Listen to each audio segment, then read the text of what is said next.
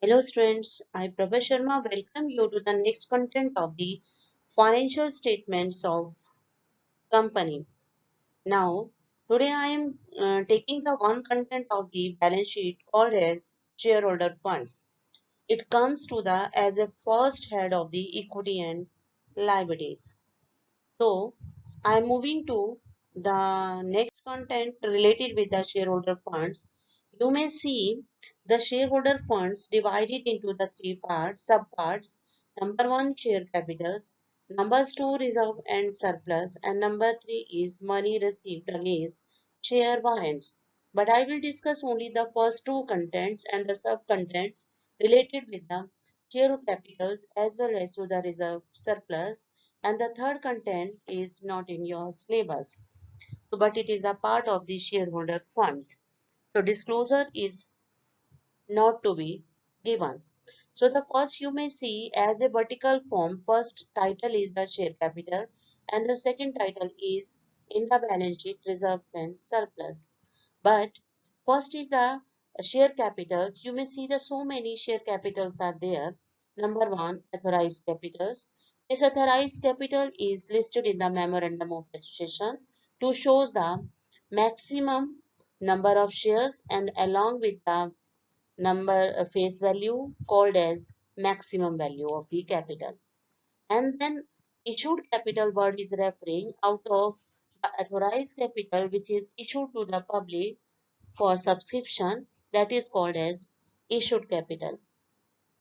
Subscribed capital is the part of the issued capital. It means out of the issued which is actually subscribed by the public. Can be normal, over and under, but the accounting treatments will remain up to the issued. In case of the undersubscribed, only the undersubscriptions will be taken as a part of capital. Oversubscriptions will not be considered. Now you may see here the subscribed capital is divided into the two parts. One is the subscribed and fully paid up. What does it mean? Means the subscribed by the public and then the face value has been given. Complete value has been given. But if any person is not capable to pay the amount and the matter is consist with the call in areas, that means comes to the subscribed but not fully paid up. So here are the two aspects under the subscribed capital A and B. By mistake has been written to the both A, but I think this is the first point is A, subscribed and fully paid up, and B is relisted with the subscribed but not fully paid up. And the not fully paid up means if not fully called, not fully paid, then the number of shares will be of subscribed shares will be entertained here.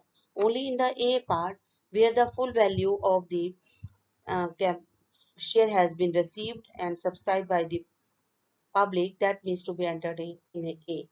Now I am moving to this is the disclosure of the share capitals. Authorized capital is to be listed, issued capital, subscribed capitals with fully paid up and with the call in areas and forfeitures.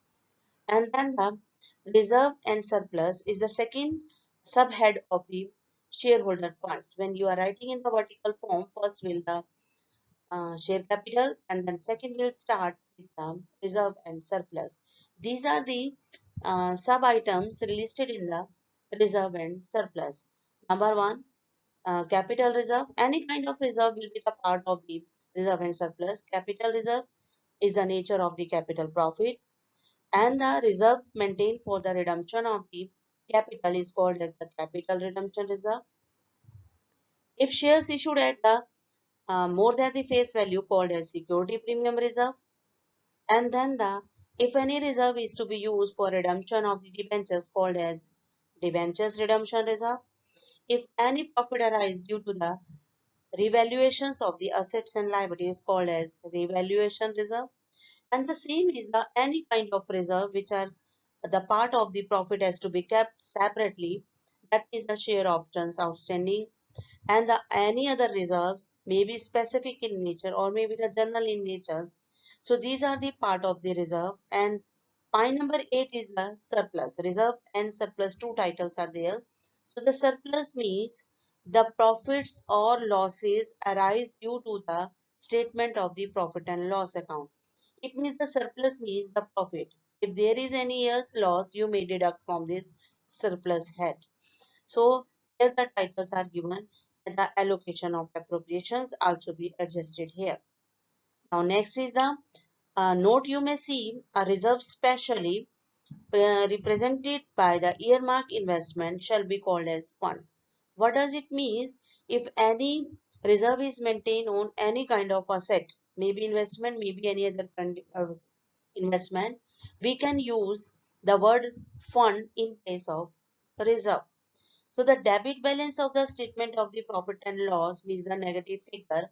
If it is a negative figure to be entertained under the surplus by deducting the figure under the head of the surplus. So here the two notes that is related with the investment fluctuation fund is there, that is just equivalent to the reserve. So these are the points now which you should have to understand. The first is sometime in the examinations, the questions may arise. The titles can be given you and demands of the major heads or the major contents and the major heads. So these are the reserve and surplus is the one major head and the capital reserve and the other reserves the part of related with the sub-content of the reserve and surplus. In the same manner, share capital is the major head and the sub-contents are authorized capital, issued capital and the other capitals also. So the question can demand to the major head to the subhead and subhead to the major heads. So this is the content which you have to consider now as a examination point of view also. And the same is this is the first content of the equity and liabilities. So equity and liabilities generally we have the major head, the shareholder funds, non-current liabilities and the current liability which as per the CBSE syllabus. Thank you.